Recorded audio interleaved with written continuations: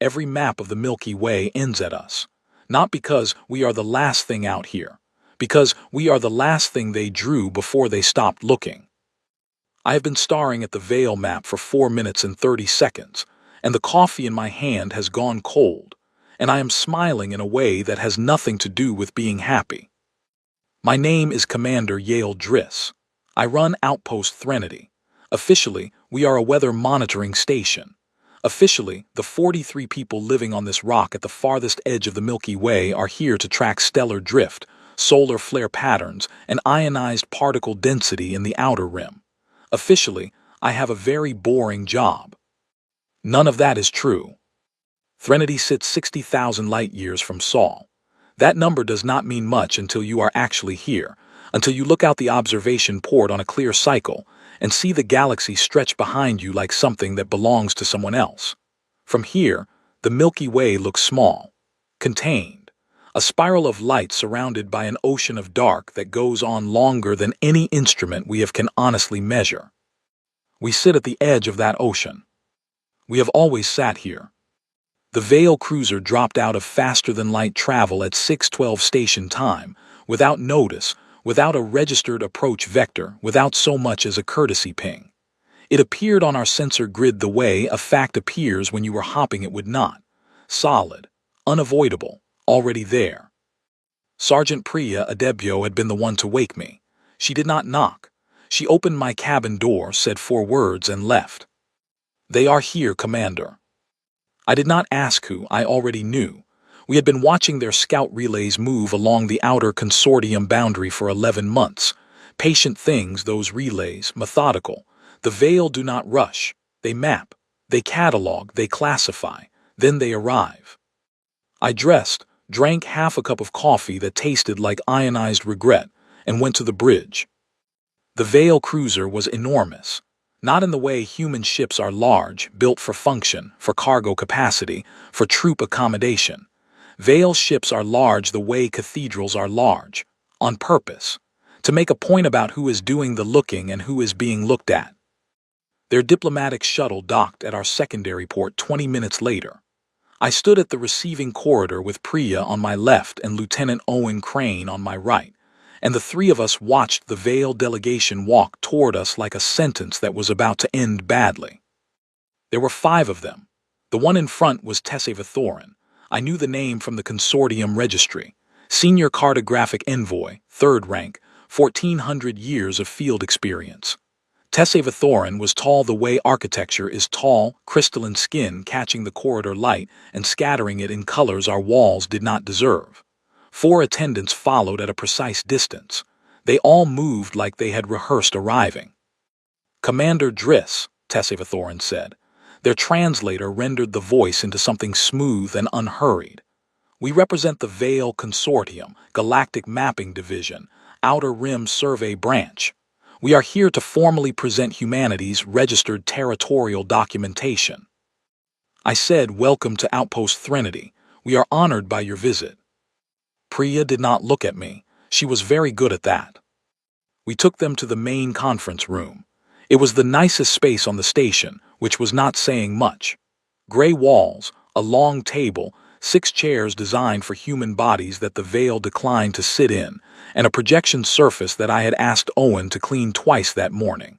He had cleaned it twice. There was still a smudge in the upper left corner that I kept not looking at. Tesseva Thorin placed a data crystal on the table. The projection surface came alive. The map was beautiful. I will give them that. The Veil have been charting the galaxy for longer than our species has had written language, and it shows.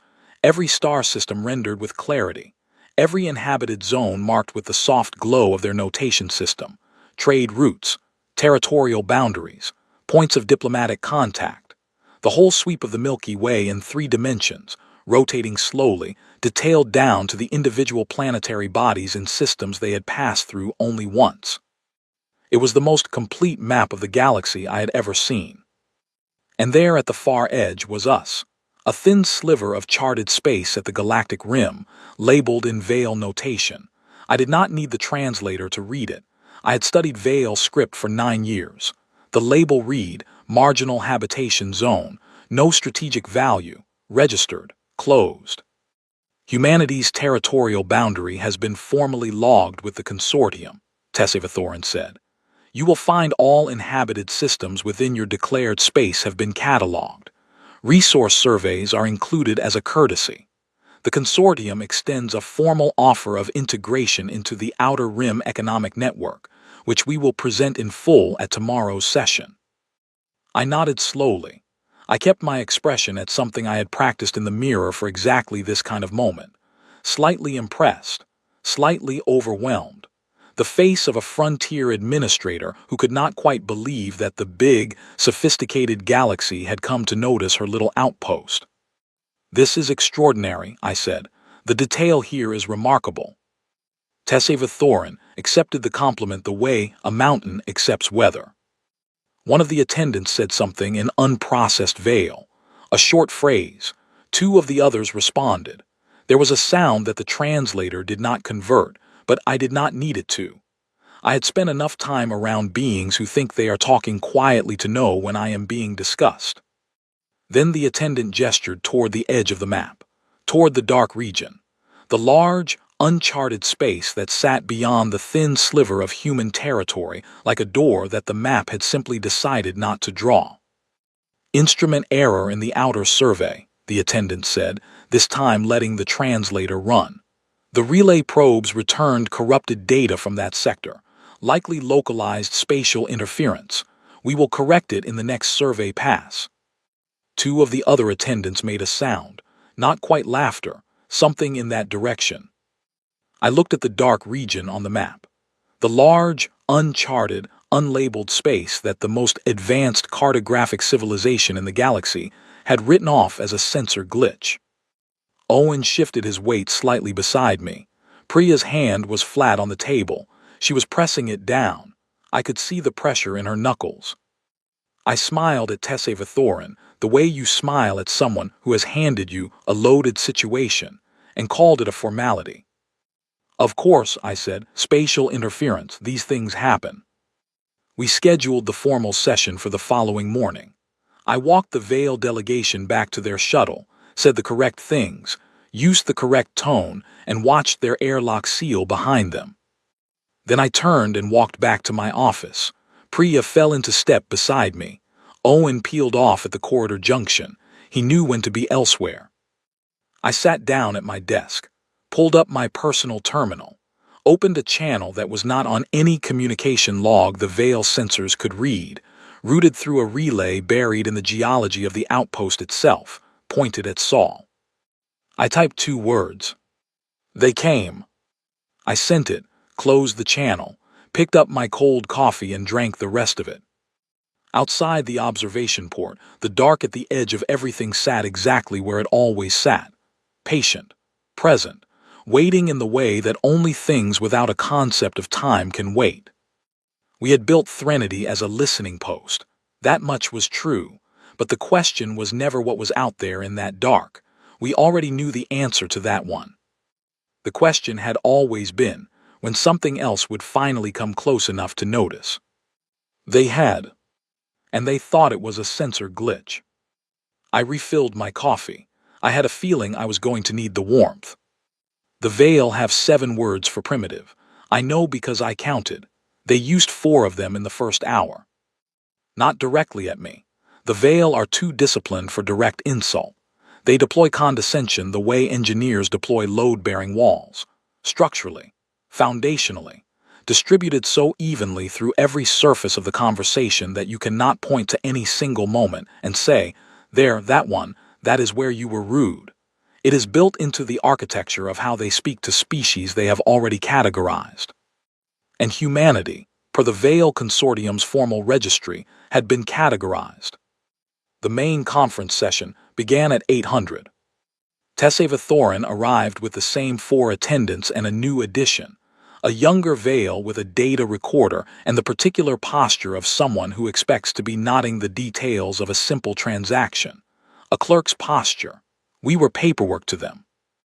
I arrived with Priya, Owen, and our station physician, Dr. Nadia Osai, who doubled as our second xenolinguist, and who had spent the previous night reviewing every scrap of veiled diplomatic precedent we had in the archive. She sat at the far end of the table and said almost nothing during the session, but she heard everything. Teseva opened with the formal offer. Protected status under the Veil Consortium umbrella. Humanity would be recognized as a registered developing civilization. We would gain access to consortium trade routes. Medical and agricultural technology exchange would be offered at favorable rates. Our territorial boundary, as already cataloged, would be respected. In exchange, we would register all outposts and installations, submit to periodic resource surveys, and defer to consortium arbitration in any territorial disputes. It was, on its surface, generous. On every level below the surface, it was a leash with a pleasant buckle. I listened carefully. I asked questions that sounded like the questions of someone who was impressed and slightly in over their head. How many species were currently in the protected status registry? What were the arbitration response timelines? Was there flexibility in the survey schedule? Could we request specific technology categories? Every question made me sound smaller. Every answer made them sound larger. That was the point. Priya sat to my left and kept her expression neutral, which was something she had perfected over 11 years of deep space posting, and which I relied on the way some people rely on a second cup of coffee. Steady, constant, reliable when nothing else was. The offer was structured across 3 formal phases. Teseva walked through each with the patience of someone explaining directions to a person who has never seen a map. Phase 1 was registration and survey confirmation. Phase 2 was technology exchange, on the consortium's timeline. Phase 3 was full economic integration, which had no defined completion date and no defined exit clause. I noted the missing exit clause. I did not mention it. The consortium finds that civilizations in the marginal rim zones benefit greatly from structured integration, Teseva said. You are not the first developing species we have encountered at the outer boundary. The adjustment is sometimes surprising, but the outcome is consistently positive. Consistently positive. I had read the files on 4 other species that had accepted consortium-protected status. 2 of them still existed as independent cultures. The other 2 had been so thoroughly absorbed into Veil economic infrastructure that their native languages were now classified as regional dialects. We are very grateful, I said.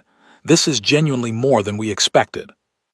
And then one of the attendants, the young one with the data recorder, looked toward the projection surface where the map was still displayed. He was looking at the dark region, that large, unlabeled space beyond our territorial sliver. He said something in Veil without engaging the translator. Then he engaged it. Forgive me, he said, addressing me with a particular courtesy reserved for beings who are not expected to understand the joke. But my survey note here shows the outer dark region returned no correctable data on 3 consecutive relay passes. 3 passes. Usually that means local interference, but 3 is unusual. Do you experience any navigational difficulties in that area from your position? His tone was the tone of someone asking about weather, casual, incidental. 2 of the other attendants looked at the map. One of them said something that the translator did not catch in time, but the sound of it was light, easy, the sound of a shared, minor amusement. They were laughing at the map glitch. I was straightening a stylus on the table. I had picked it up at some point and I was placing it parallel to the table edge, placing it, lifting it, placing it again, perfectly parallel. It kept not being parallel enough. We do not run navigational surveys in that region, I said. Our equipment is limited compared to consortium technology. We have always assumed it was spatial interference. Yes, almost certainly, the attendant said, and made a note, and returned to his data recorder. Priya's hand was flat on the table. I did not look at it. Owen was watching the ceiling the way people watch ceilings, when they need something to do with their eyes. Nadia, at the far end of the table, was very still. The session continued. The consortium's offer was formally presented in writing on a data pad. I accepted the document with both hands, which is the veil courtesy for receiving something significant, and said we would need time to review with our administrative contacts on Earth. Tesseva Thorin said, of course. They were prepared to remain at Threnody for 5 days. They were confident we would find the terms favorable.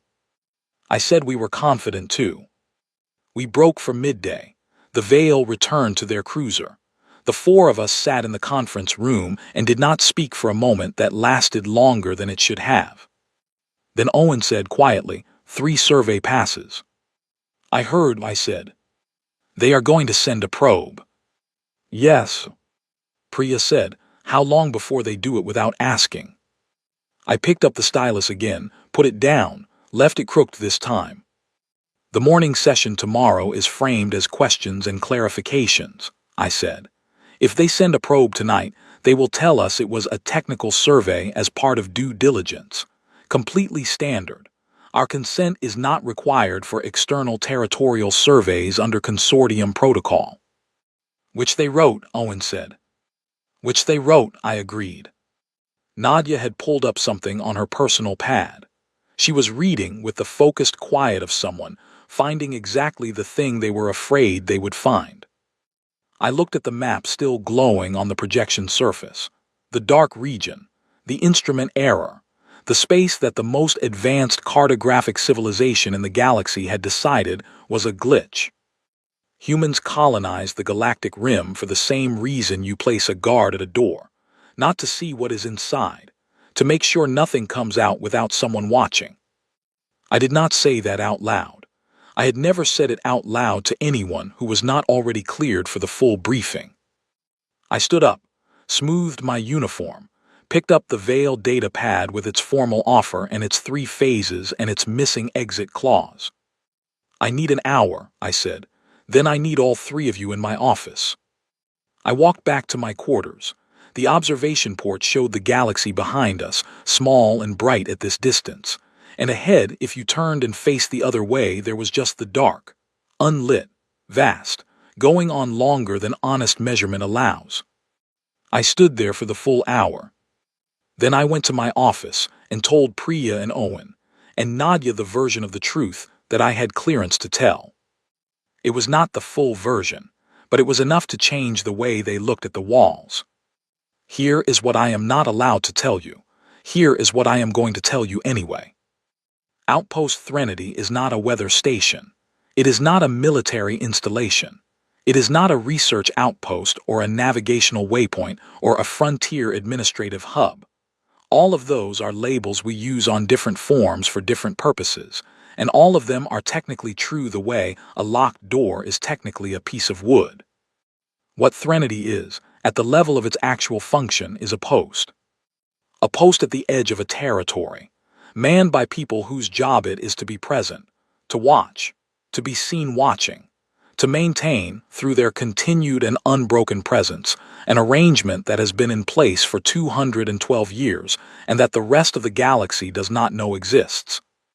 I told Priya first because she had earned it. 11 years on Threnody, 3 of them as my sergeant, and she had never once pushed past the clearance wall. She had worked in the building next door to the truth for over a decade without rattling the door. That kind of discipline deserves the thing it is protecting. Owen Crane was 28 years old and had been at Threnody for 14 months. I was not required to tell him. I told him anyway because he was smart enough to work it out, and I would rather he heard it from me in the right order. Nadia Ose sat across from me in my office and listened with her hands folded on her knee and her face doing something careful and controlled that I recognized because I had worn the same expression the first time I was told. I started with the discovery. 212 years ago, an explorer vessel on a deep-range survey run beyond the established galactic boundary encountered an anomaly in the dark region. Not a spatial anomaly, not an energy signature, not any of the things we have clean scientific categories for. The survey crew described it in their report as a presence. That was the word they used, not a phenomenon, a presence. Something that registered not on instruments, but in the way certain things register on people when they are very quiet and very far from anywhere safe. The ship did not run. This is the part of the history that I have always found impossible to fully explain to people who were not raised on Threnody. They did not run. They stayed. They transmitted. Simple mathematical sequences first, then light frequency patterns, then eventually over 18 months of slow exchange, something that began to function like language. It was not language. It was not anything with a name. But meaning moved through it in one direction and then, eventually, in the other. Contact was established. Earth's response when the survey crew finally returned and reported was not what the crew expected. There was no public announcement, no historical moment of species-wide revelation. The information moved into a very small room with very quiet walls, and it stayed there while a decision was made about what to do with it. The decision took 4 years. In the end, it was not complex. The thing in the dark had communicated 3 things clearly. It was very old. It was aware, and it did not want to be alone. We built Threnody. Why us? Owen said. He had been quiet for the entire first part of the telling. This was his first question. It is the right question. I have asked it myself more times than I can count. It sits in the floor of every conversation about this subject like a weight that never comes up. The answer is that we do not entirely know. What we know is this. The presence in the dark does not respond to other species. Veil survey probes have passed near the boundary before ours was established. There is no record of response. Other registered species with deep-range exploratory history show nothing in their survey archives that matches what our crew found. It is specifically and exclusively responsive to humans. The Xenobiology Division at the Interplanetary Research Institute has 17 competing theories. The most common one involves the particular frequency of human neural electromagnetic output. The second most common one involves our specific evolutionary pattern, the speed of it, the violence of it, the strange combination of social complexity and individual ferocity that marks our species in ways that apparently register as something worth attending to. The third theory, which is the one I have always privately considered most honest, is that we reminded of something it used to be. That theory comes from a woman named Claire Voss, my grandmother, the 4th linguist to attempt direct decode of the presence's transmitted responses, after the first 3 encounters resulted in a particular kind of cognitive overload that ended their ability to work in the field. Claire Voss survived the decode. She described the experience later as the sensation of reading a letter written by someone who had forgotten what letters were for but still remembered that they used to write them. Reaching. Trying. Enormous effort directed at a task that the muscle memory still holds even when the meaning has blurred. She believed, and spent the remaining 40 years of her career arguing, that the presence in the dark was not alien in the way we typically use that word. She believed it was familiar in a way that went deeper than biology or chemistry or evolutionary branch. She believed that humans, at some level that our instruments cannot measure, carry something that the presence in the dark recognizes. Like looking in a mirror that is very old and slightly broken. Priya had not moved. She was the stillest I had ever seen her, and I had seen her still in bad situations. She said, "So we are not guarding the galaxy from it." "No," I said. "We are keeping it company." The silence after that lasted exactly long enough. Nadia asked about the arrangement, the practical structure of it. I told her. Consistent human presence at Threnody maintained without interruption. A minimum crew of 20 at all times. Regular transmission in the established frequency, the one Claire Voss had mapped and formalized and passed down through a chain of trained linguists, each one tested for tolerance before they were cleared for direct communication work. The transmissions were simple, grounding signals, the equivalent of "still here." "Still us, the day looks like this, we are well." And the responses came back. Not always, not on any schedule, but they came. Owen asked what the responses said. I looked at him for a moment. Outside the office port, the dark was exactly where it always was. I said they are not easy to translate directly. The closest approximation our linguists have settled on is something like, "I hear you, keep going." He nodded slowly. He looked at his hands. "The Veil probe," Priya said. She had come back to it because she is the kind of person who always comes back to the thing that matters. If it crosses the boundary, it will not be ignored, I said. The presence responds to contact. It does not extend that response to non-human contact the way it does with us. We do not know what it extends instead. Have we ever found out? Owen asked. There was an unauthorized probe from a private deep range company 40 years ago, a geological survey operation that went off course. It crossed the boundary. I paused. The probe returned. The data it carried was unreadable. The company's home system experienced 7 days of total communication blackout afterward. No explanation was ever established. Nadia said carefully, no explanation was ever made public. That is also true, I said. The proximity alarm sounded at 22:47 that night. I was at my desk, reviewing the Veil data pad, working through the offer's language clause by clause with a kind of focus that was mostly about having something to do with my hands. The alarm was not loud. It was a soft, persistent chime. The kind designed not to create panic but to make sure you heard it regardless. I pulled up the sensor grid. The Veil probe had launched from the cruiser and was moving, not toward Threnody, away from it, on a heading that pointed at the dark region with the directness of something that had been aimed with intention. I had told Tessevathorin we would need time to review the offer. They had said, of course, 5 days. The probe was already moving on the first night. I sat back in my chair. I thought about Claire Voss, who had survived the decode, who had spent 40 years building the framework that kept this arrangement stable, who had raised my mother on Threnody, and my mother had raised me here, and I had spent my entire life learning the frequency and the signals and the weight of what it meant to sit at the edge of everything and say, still here, still us, we are watching. I thought about the Veil map with its clean edges and its labeled spaces, and its confident notation, and its instrument error. I thought about what happens when you disturb something very old that has been patiently waiting. I picked up my cold coffee, drank it. It tasted exactly like the situation I was now in. I opened the internal comm and said, Priya, Owen, Nadia, my office, now. We had, by my calculation, 6 hours before the probe reached the boundary.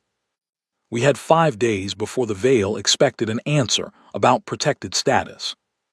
And somewhere in the dark, beyond the edge of everything, something older than our sun was about to have an unexpected visitor. I refilled the coffee. There was not going to be any sleep tonight. The Veil probe crossed the boundary at 3:40. By 3:41, it was somewhere our instruments do not have coordinates for. By 3:42, Tessevathorin was standing in my office, and I had never seen a Veil look like that before. Not afraid. That is not quite the right word.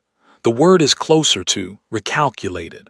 The way a building looks the moment after the foundation has moved, everything still standing, everything slightly wrong. The probe had not gone dark when it crossed. That was the part that undid them. It transmitted. One sustained signal, continuous, pouring back through the relay at a frequency that should not have been able to carry data at that range, and that was carrying something that was not data. Not imagery, not spatial coordinates or energy readings or any of the information a survey probe is built to collect. A sound. I want to be careful about how I describe this because I have had 20 years to build a relationship with what lives in the dark, and even I do not have clean language for it. What came through the probe relay was not sound in the way we use that word. It was not music. It was not a signal in any encoding system that the Veil archive had record of. It was something that the human auditory system processes as sound because it needs to process it as something, and sound is the closest category available. When it came through the conference room speakers, 3 of Tessevathorin's 4 attendants physically stopped moving. Not stepped back, not flinched, stopped, the way machinery stops when the power is cut. Tessevathorin vibrated. That is the only word I have. The crystalline structure of their form, which at all other times held the composure of solid matter, developed a fine internal tremor that caught the light in the room and scattered it in patterns that were different from any I had seen from them before. They had 1,400 years of field experience across 340 first contact situations. None of that was in the room with them at that moment. "What is that?" Tessevathorin said. It was not phrased as a question. Questions have a shape that includes the possibility of an answer. This was phrased as a fact being challenged. I turned off the speakers. The room went quiet in the way rooms go quiet after sound that was never quite sound stops. "That," I said, "is what lives in the dark region." Tessevathorin looked at me. I had performed a lot of things in front of them over the previous 36 hours. The overwhelmed frontier administrator, the grateful minor official, the marginally competent station commander who was honored by the attention of a superior civilization. I was not performing anything now. I pulled a chair out and sat down. Owen was at the door. Priya was at the sensor console. Nadia was at the communication panel, running the frequency analysis that I had asked her to begin the moment the probe signal started transmitting. "I am going to tell you what I am allowed to tell you," I said to Tessevathorin, "and then you are going to tell me what you want to do next." The Vale envoy stood very still. I told them. Not everything. I told them the structure of it, the discovery, the contact, the arrangement. I told them the duration, 212 years. I told them the scope of the presence in the dark in the limited terms that our language allows, which is to say, I told them it is old in a way that makes our geological record look like a short sentence, and that it is aware, and that it chose, for reasons we have spent 2 centuries studying and still cannot fully explain, to communicate with us and no one else. I told them about Claire Voss, the frequency, the transmissions. I told them that Threnody exists to maintain that contact, that every person who has ever served on this station has been part of that maintenance, that the 43 people currently on this outpost are here, at the edge of everything, because their presence matters in a way that cannot be replaced by automated systems or remote management or any piece of technology the human species has yet built. Tessevathorin did not speak during any of this. They were processing. I have spent enough time around non-human cognition to recognize when a mind is doing something large and slow, restructuring something that had been built over a very long time. When I finished, the silence lasted a full 30 seconds. Then Tessevathorin said, "How long have you known?" "That it existed, 212 years. That we were coming. 11 months, since your survey relays began moving along the outer boundary. You allowed the preliminary sessions, the mapping presentation, the offer, a pause. You knew what we did not know." "Yes." The word sat in the room by itself. One of the attendants said something in unprocessed Vale, low and fast. Tessevathorin replied without looking at them. Short, flat. Whatever it was not a discussion. "The consortium has encountered 3,240 registered species," Tessevathorin said. "We have made formal first contact with 912. We have been mapping this galaxy for longer than your species has existed as a bipedal form." A pause. "Nothing in our archive resembles what that signal is." "No," I said, "it would not. It is responding to our probe." "Yes." "Not to the probe itself, to the fact of it." I looked at them. It noticed something new in a space it has been the only occupant of for a very long time. "Yes, that is approximately correct." Tessevathorin moved to the observation port. They looked at the dark region which from Threnady's position appears simply as an absence, a place where the stars stop, not dramatic, not visually remarkable, just an edge, a boundary where the light ends. "Your grandmother," Tessevathorin said, "the linguist, she survived the direct decode. You said she had a conclusion about why humans specifically. She believed we remind it of something it used to be. You accept that?" I thought about it. I think it is the most honest answer we have. "What does that mean for us, for the consortium?" This was the question I had been building toward since the probe launched, since the map with its 4 words of condescension, since the attendant's light and easy laughter at the instrument error, Since Tessava Thorin had walked down my docking corridor like the answer to a question humanity had never been asked. I leaned forward slightly. It means, I said, that the cartographers have been mapping the wrong edge. You mapped where human space ends. You did not map what human space is for. I kept my voice even. We are not at the rim of the galaxy by accident. We are not a marginal habitation zone with no strategic value. We are at the edge because something at the edge required us to be here. And we came and we stayed, and for 200 years we have maintained something that, without us, has no one. The attendant with the data recorder had stopped recording. Tessava Thorin turned from the window. The internal tremor was still there, faint, scattering light. How is it communicated with? Specific frequency bands mapped by Claire Voss. Trained linguists transmit and receive. The process takes years to learn. I have been doing it since I was 12 years old. You were born here. Yes. Your mother was also born here. Your grandmother settled Threnody in the 3rd year of her posting and never left. Another silence, different from the others. This one had something in it that I had not expected from Tessava Thorin, who I had catalogued over the previous day and a half as a being entirely without the capacity for being moved. I may have been wrong about that. Then the signal board lit up. Nadia said from the communication panel, "Commander, the probe signal has changed." I crossed the room in 4 steps. The probe was no longer transmitting the initial sound. What was coming through the relay now was structured differently. Not random. Not the ambient presence signal that had stopped the attendants in their tracks. This was directed. Intentional. A response, shaped and sent with the kind of precision that only comes from awareness. It was not pointed at the probe. It was pointed at Threnody. At us, Priya said very quietly. It noticed the ship. Yes, I said. It is asking. Yes. Tessava Thorin stepped beside me at the panel. I was aware of their height, their stillness, the quality of attention they were now bringing that was entirely different from the smooth, practiced attention of the diplomatic sessions. What is it asking? They said. I listened to the signal. I had been trained to receive in this frequency since childhood. Claire Voss had built the translation framework. My mother had refined it. I had spent 20 years adding to the record. The incoming signal was not complex. It was, in the full scope of the presence's communication, relatively simple.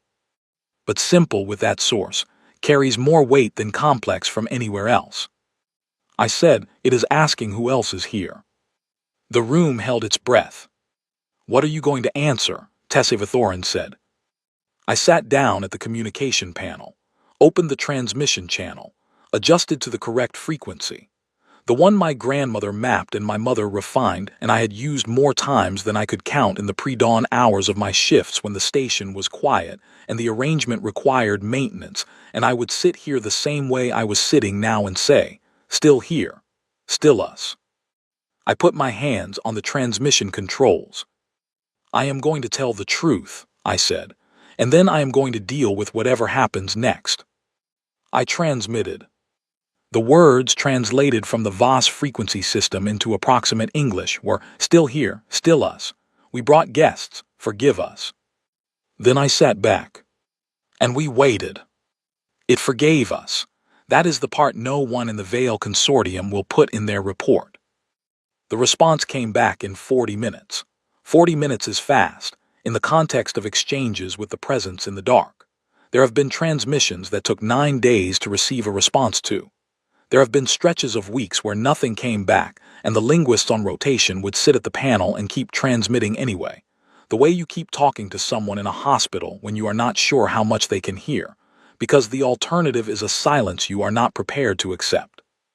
40 minutes, almost immediate by the scale of things out here. Nadia received it and ran it through the translation matrix and sat very still for a long time before she said, "Commander, you should read this one yourself." I read it. The presence had not sent a warning. It had not sent withdrawal or displeasure or any of the signals that Claire Voss had catalogued under the heading, responses indicating boundary stress. It had sent something I had never received before in 20 years of transmissions. A question, not a statement, not a grounding signal in return. A question, structured with the particular intentionality that distinguishes directed inquiry from ambient communication in the Voss framework. The framework was not built for questions from that direction. Claire Voss had theorized that the presence might eventually reach the stage of directed inquiry, and had left a notation in the primary archive that read, "When this happens, translate very carefully and do not rush the response." The notation was dated 40 years ago. She had been waiting for something she did not live to see. I translated it 3 times to make sure I was reading it correctly. I was reading it correctly. I put the translation on the main screen. Tessavathorn read it. The 4 attendants read it. Owen read it from across the room and sat down on the floor, which surprised me slightly. The question was, "Are these ones also yours?" Tessavathorn said, very carefully, "Yours."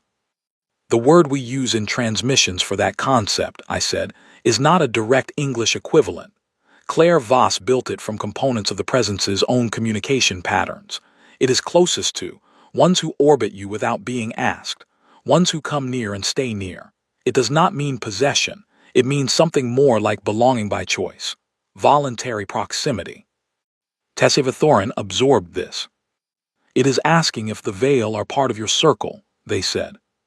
"It is asking if I am claiming you," I said, "essentially." The room was quiet enough that I could hear the low harmonic hum of the station's environmental system, which I have heard every day of my life, and which I usually do not notice. "What did you answer?" Tessavathorn said. I looked at the screen. At the question from something that had existed before our sun was a collected cloud of gas, something that had watched the galaxy form from its position at the edge and had found, in the whole of all that time, one species worth addressing. I said yes, I said. I let that sit for a moment. I lied, obviously. I do not know what the veil are to us yet. You arrived yesterday with a map that called us strategically irrelevant. You sent a probe into a region we had asked you not to approach without notification. You have 7 words for primitive, and you used 4 of them in our first hour together. We have a long way to go before I know what you are to us. I paused. But the presence in the dark does not need the complicated version. It is 14 billion years old by the lowest estimate, and it does not process nuance well. It asked a simple question. I gave a simple answer. We can sort out what it actually means from here. Nadia was looking at the translation on the screen with an expression I recognized. The expression of someone who has just understood that everything they thought they knew about the scope of their work was slightly too small. Tessavathorn said, "You claimed us." I gave it the answer that keeps the situation stable, I said. "You decided in the moment that the Veil Consortium was yours." I looked at them for a long time. I decided that you were here, that it had noticed you, that the choice in front of me was to claim you or to let the oldest thing in this galaxy work out on its own terms what to do with an unclaimed foreign object in its space. I leaned back in my chair. I am a practical person, Tessavathorn. The Veil Envoy was quiet for longer than I expected. Then they said, "You are nothing like what we registered you as." "No," I said, "I know." Owen said from the floor, "Should I get up?" "Yes," I said. He got up. The next 3 hours were the strangest negotiation I have ever conducted. It was not the formal kind. There was no data pad, no phased offer, no economic integration clause. It was 4 humans and 5 Veil sitting in a conference room at the edge of the galaxy, working through the immediate question of what had just happened and what needed to happen next. Tessavathorn was a different kind of presence in that room than they had been in the first 2 sessions.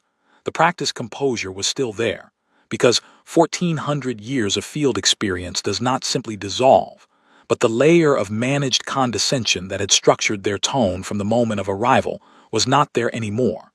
They were listening differently. The way people listen when they have realized they are in a room where the variables are not the ones they prepared for. I explained Threnodi's actual operational structure, the linguist rotation, the transmission schedule, The maintenance requirements that keep the arrangement stable. I explained what the 43 people on this station actually do and why the specific physical presence of humans is not optional. Nadia took them through the communication archive. Claire Voss's original mapping work, 22 decades of transmitted exchanges, cataloged and cross-referenced and translated across 12 generations of linguists. The scope of it was visually significant on the archive display.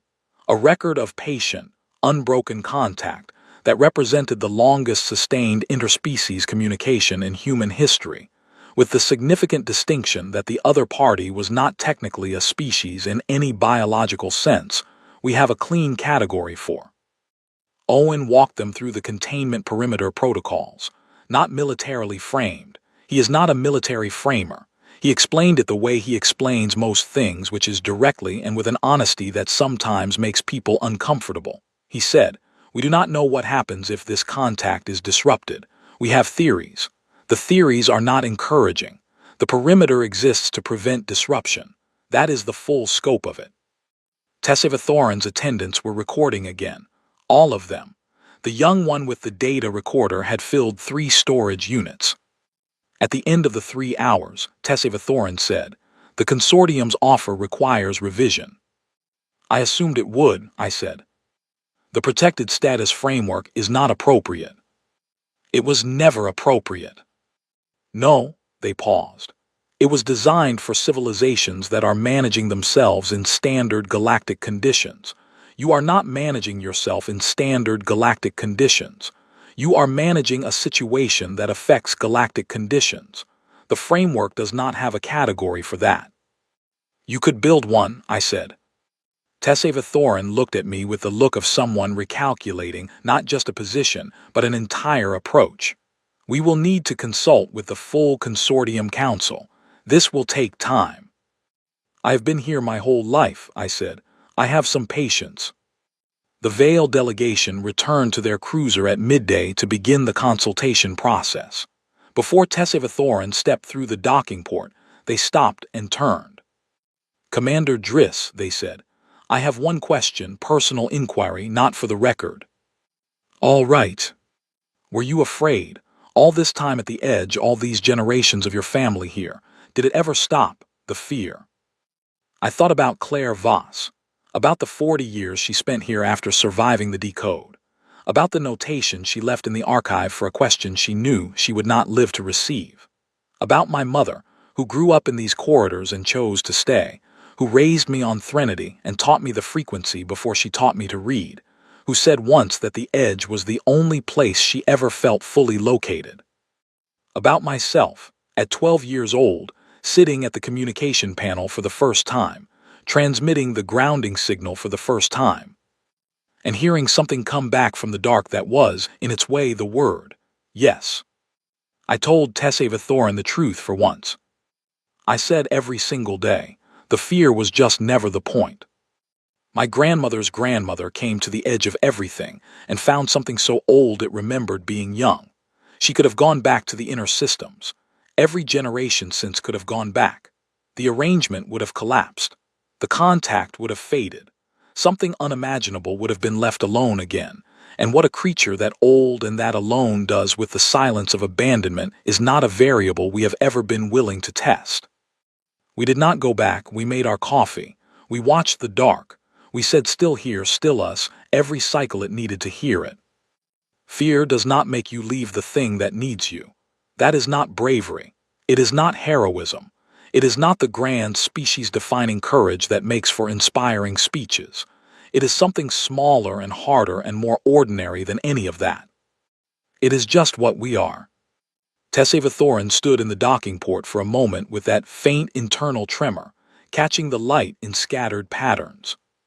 Then they said quietly, "We do not have a word for that."